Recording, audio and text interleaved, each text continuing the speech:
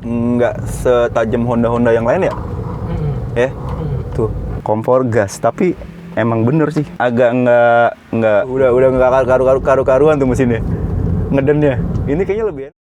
Halo semua, kembali lagi di vlog gua. Sekarang hari apa sih, Ki? Hari apa ya? Jumat. Hari Jumat, dan sekarang habis sholat Jumat kita mau apa ya? Coba ngepoin satu unit MPV ya sebutannya. MPV compact ya dari Honda, yaitu Honda Freed yang dulu nggak laku tapi sekarang dicari-cari. Nah, seperti apa mobilnya? Apakah masih layak buat dimiliki oleh teman-teman di tahun 2022 ini? Kita langsung saksin aja, yuk.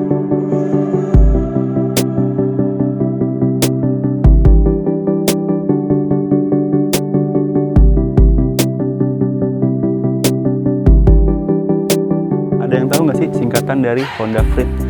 Kalau nggak salah tuh Honda Freed itu singkatan dari Free plus Do. Artinya di dalam kabinnya yang luas, jadi lu bisa ngelakuin apa ya, doing something lah, do anything you like gitu, terutama buat anak-anak kecil kali ya. Ya nanti kita coba kepoin kabinnya gimana. Bagian depannya kayak gini, kalau kita lihat sekilas masih ada kayak siluet jazz nggak sih menurut lu? Ya. Ya. Karena basicnya dia satu platform sama jazz tapi di MPV kan kali ya. Mesinnya juga sama, nanti kita coba kepoin bagian mesinnya. Nah, yang tadi gue bilang nih, bagian depannya di sini yang paling gue notice adalah di sini tuh garisnya tuh kayak turunan banget ya. Di sini lurus gitu, terus kacanya gede banget. Nggak tahu, kayaknya sih visibilitas di dalam ketika lo nyetir itu bakal bagus gitu. Apa? Lapang gitu. Nah, itu kacanya yang gede, terus grillnya karena ini yang generasi pertama ya. Tahun 2009 tipe S. Jadi di sini masih polosan. Kalau yang terakhir tuh di sini ada garnish chrome agak gede ya. Chrome gede ya. Tahun-tahun 2013 atau 14 lah kalau nggak salah. Ada badge Honda, terus ya lampunya biasa kristal multi reflektor, sipit-sipit gitu. Nggak ada fog lamp karena generasi pertama. Nah, langsung kita ke bagian samping nih. Di bagian samping kita mulai dari bagian ban. Dia pakai ring 15, tapi ini kayaknya udah bukan ban standar. Profil bannya 165 65 ring 15. Di depan cakram, belakang masih tromol biasa. Udah ABS ya? ABS, ABD. Suspensinya di depan MacPherson, di belakang torsion beam. Nah, sebenarnya keunggulan dari suspensi kayak gini itu perangkat ya. Itu nggak serumit double wishbone, jadi perawatannya bisa lebih murah, walaupun ada sisi negatifnya adalah ketidakmampuan si suspensinya ini untuk membuat si geometri rodanya tetap. Itu salah satu kelemahan dari suspensi MacPherson kayak gini. Tapi kelebihannya adalah partnya lebih sedikit dan perawatannya lebih murah. Terus kita masuk ke bagian samping. Tadi udah nyebut ya gue. Dia punya panjang itu sekitar 4,2 meter. Dan tingginya itu 1,7 meter kalau nggak salah. Dan ground clearance-nya 170 mm. Nah, ini kan yang versi Indonesia ya. Kalau yang versi JDM ya, itu ground clearance-nya lebih rendah, sekitar 150 mm. Nah, kenapa ini lebih tinggi? Karena mungkin untuk menyesuaikan kondisi jalan di Indonesia yang bagus-bagus lah ya. Jadi ground clearance-nya ditinggiin, jelek-jelek jalannya. Nah, spionnya kayak gini. Belum retractable ya, masih manual ya. Masih manual, tapi udah electric mirror ya. Udah electric mirror. Dan yang ini yang bukan PSD, artinya dia bukanya masih pakai manual. Kalau yang udah PSD itu namanya kan power sliding door, jadi tinggal dipencet aja. Nah ini juga karena dia sliding door ya, ininya tuh terekspos banget gitu, nggak di gimana-gimanain gitu, tapi ini terekspos banget begini. Tuh, nyatu sama buritan di sini yang lurus. Nah, kita masuk ke bagian belakang. Di bagian belakang baru terlihat bentuknya yang boxy banget ya, Ki. Bentuknya kotak. Nah, sebenarnya bahasa desain dari si Freed ini kalau nggak salah si Honda itu triangle square form. Jadi menggabungkan bentuk segitiga dan bujur sangkar. Kalau lihat di sini bentuknya tuh kayak nge-mix antara segitiga dan bujur sangkar. Nah, kita lihat bagian belakangnya. Di bagian belakang di sini ada spoiler yang nonjol banget spoilernya. Kalau nggak salah setelah ini agak nyambung ya. Nggak segede ini ya generasi selanjutnya. Kayaknya deh. Spoilernya Sini ada bacaan Mugennya. Ya iyalah Mugen, masa TRD. Terus ada defogger, ada badge Honda, terus ada bacaan Frit, dan di sini lampunya juga beda generasi pertama sama generasi berikutnya. Yang generasi berikutnya tuh udah nggak kayak gini ya, udah agak, ini kan agak-agak futuristik gitu tuh. Net gini. Yang berikutnya udah agak landai ya. Udah agak nggak begitulah, nggak ada sensor parkir. Ada wiper, dan kayaknya itu aja sih di bagian belakang yang bentuknya itu kotak banget. Sip, kita langsung masuk ke bagian interior.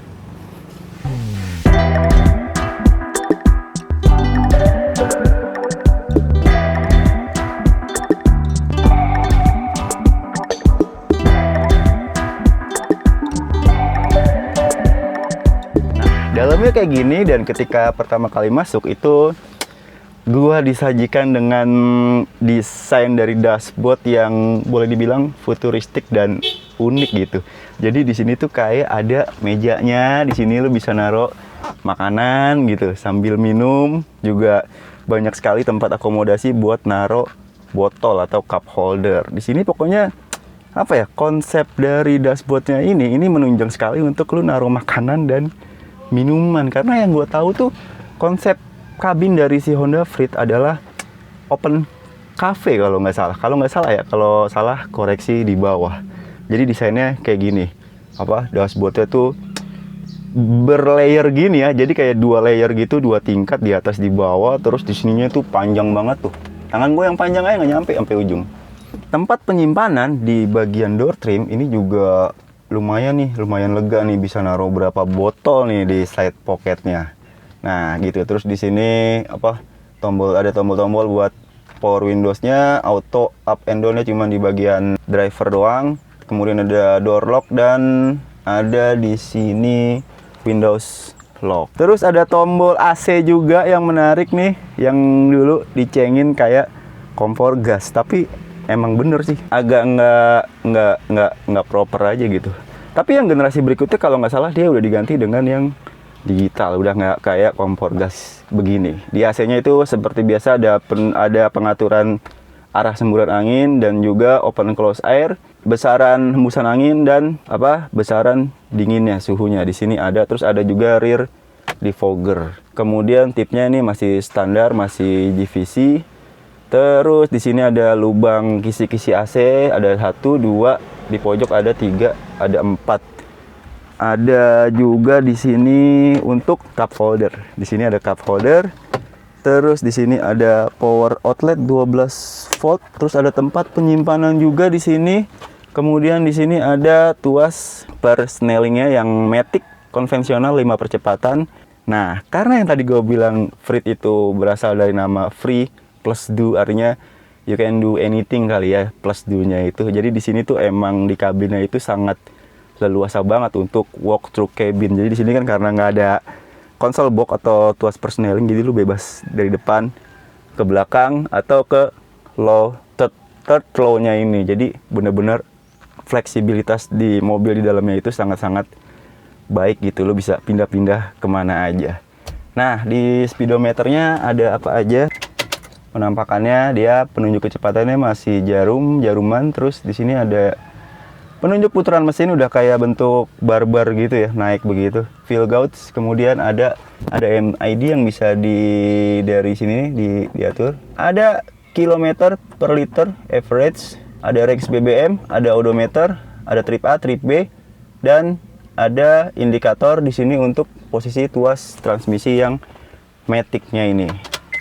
Begitu. Terus di sini juga ada cup holder, di sini ada electric mirror tapi dia belum electric retractable. Dan ini joknya ini sebenarnya udah dilapis, aslinya itu dia fabrics. Terus di sini nggak ada kaca, nggak ada lampu. Di sini juga nggak ada kacanya dan nggak ada lampu. Di sini udah day and night view yang di sini nggak nyatu, siap sih nempel ke kaca gitu ya, nggak pakai kayak tempelan begitu. Nah, kayaknya sih itu bagian depannya. Sekarang kita coba kepoin bagian belakangnya. Yuk.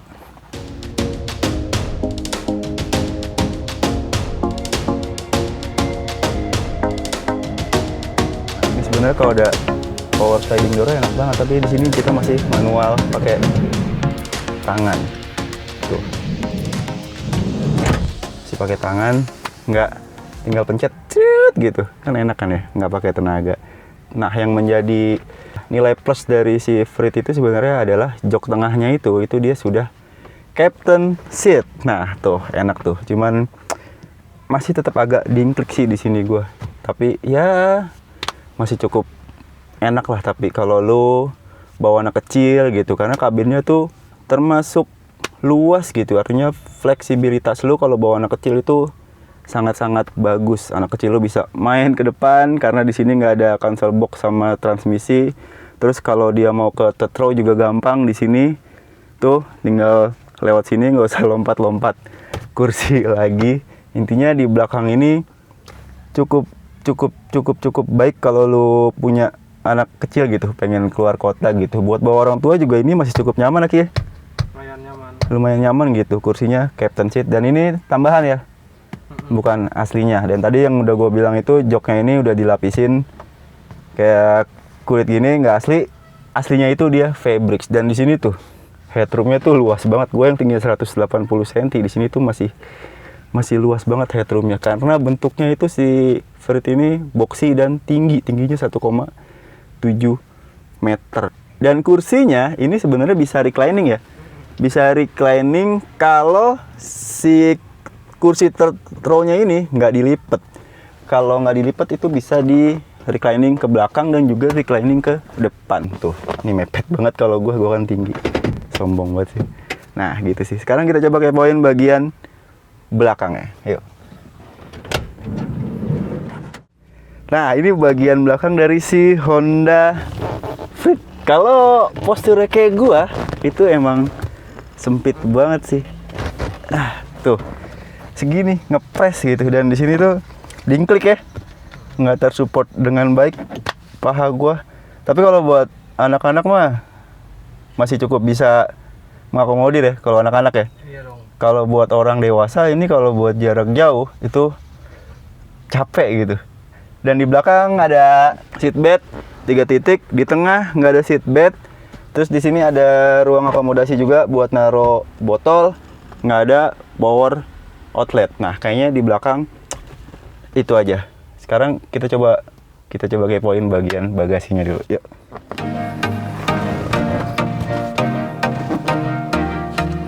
Nah, ini enaknya dari si Freed, walk-through cabin.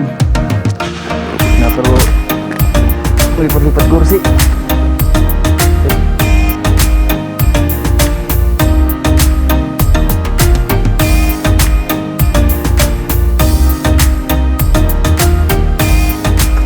Ini di sini agak ke pinggir bukaannya.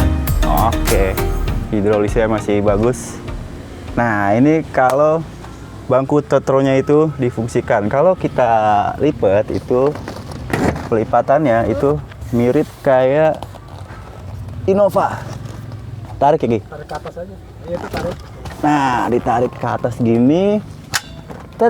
Baru dicantolin. Agak susah emang. Perlu 3 tahap begitu. Terus di sini juga kalau teman-teman butuh 5 orang, di sini bisa difungsikan untuk tempat duduk, dan di sini bisa buat naro barang-barang bawaan lo. Coba kalau ini kita lipat juga,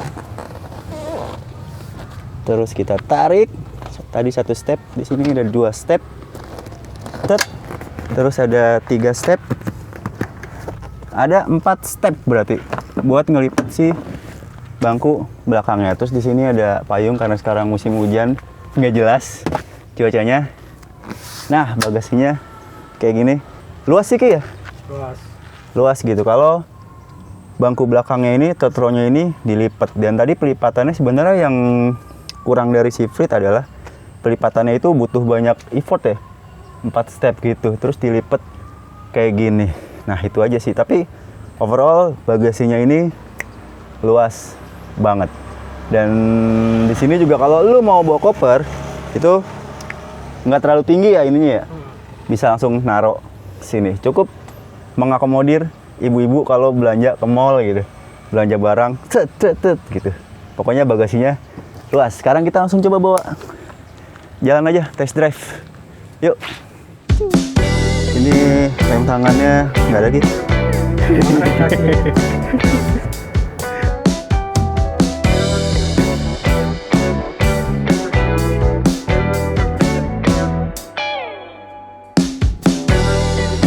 Nah, sebelumnya gua kenalin dulu, ini temen kampus gua namanya Bung Rizky Arifanto.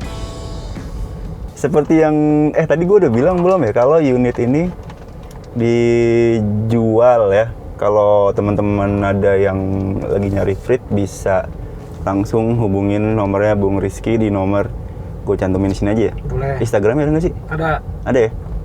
Instagramnya ada, gue cantumin di sini. Nah, sekarang kita keluar komplek ya. Boleh kalau mau. Terus ini mobil punya mesin, tadi gue lupa bahas mesin. Punya kode L15A7, di mana mesin itu juga digunakan di Jazz GL8 kalau nggak salah ya. Powernya sekitar 118 horsepower dan torsinya itu 146 Nm. Dia 5 speed konvensional, matic konvensional 5 speed. Nah, si Freed ini itu last generation-nya di Indonesia itu discontinue tahun 2016.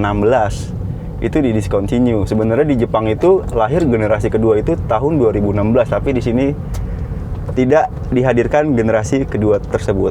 Artinya di discontinue. Tuh. Nggak bawa kartu deh. Lu nggak bawa kartu? Bos pinjam bos. Thank you. Thank you. Kiri kanan Ki. Bebas. Yang aman. Nggak padat. Padat semua aja udah. Hah? Kanan semua? Kanan. Kiri aja. Terus gua kan belum ngetes nih Ki. Fuel consumption-nya, konsumsi BBM ini di range berapa sih kalau dalam kota nih? Dalam kota paling 10 sampai 13. 110 sampai 113. Iya. 13 km per liter ya. Hitungannya masih irit lah ya. Lumayan lah ya. Tapi lebih boros dari Honda Jazz ya, walaupun mesinnya sama ya?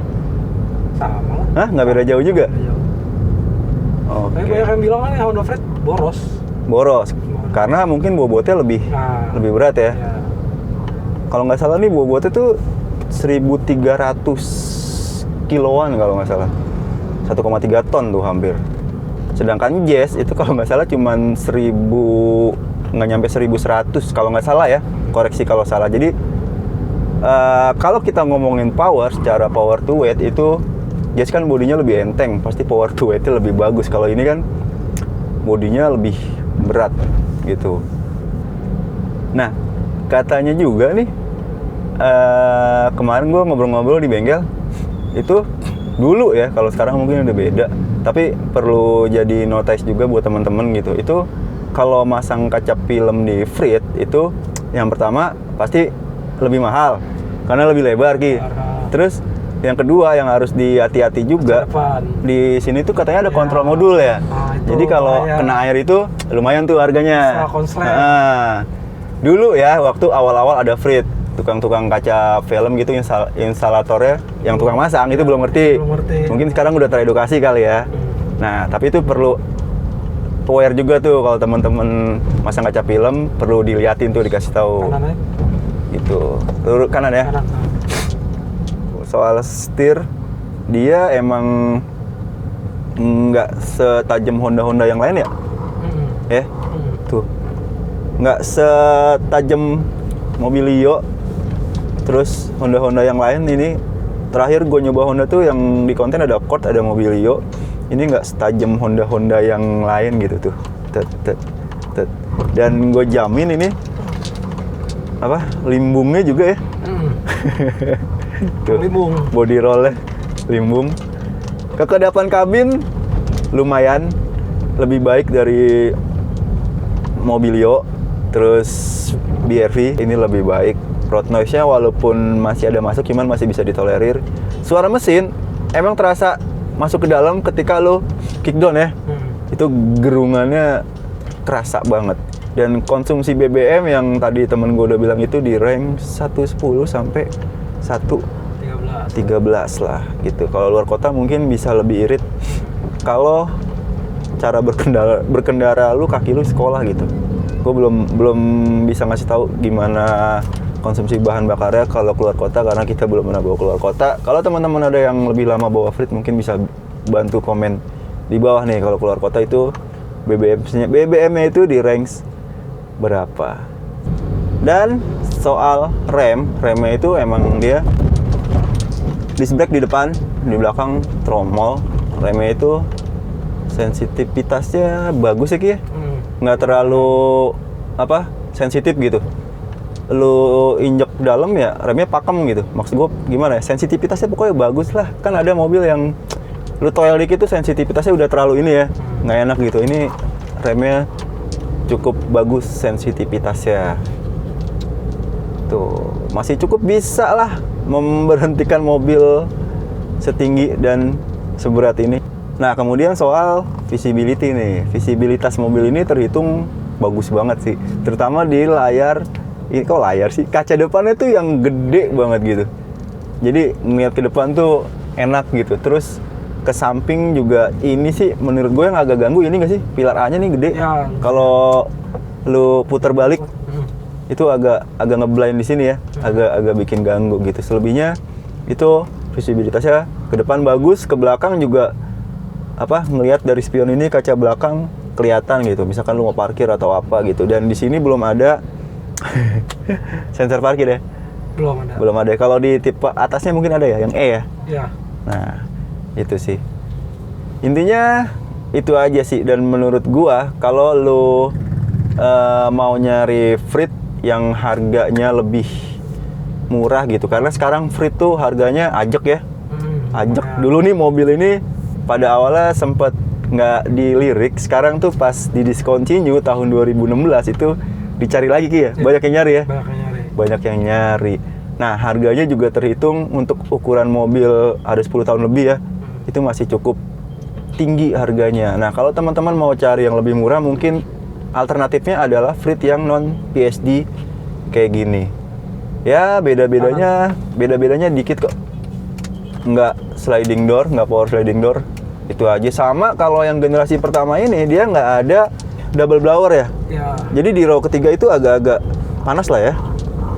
Agak-agak gerah lah ya. Gitu aja sih intinya. Kalau teman-teman lagi nyari Frit, mungkin Frit yang tipe non PSD seperti ini itu bisa jadi rekomendasi. Itu aja sih. Kita coba kickdown. Tuh. Tetap agak, ya emang sih bukan buat kebut-kebutan. Tapi si boyo-boyonya masih lari ya, kickdown. Iya sih.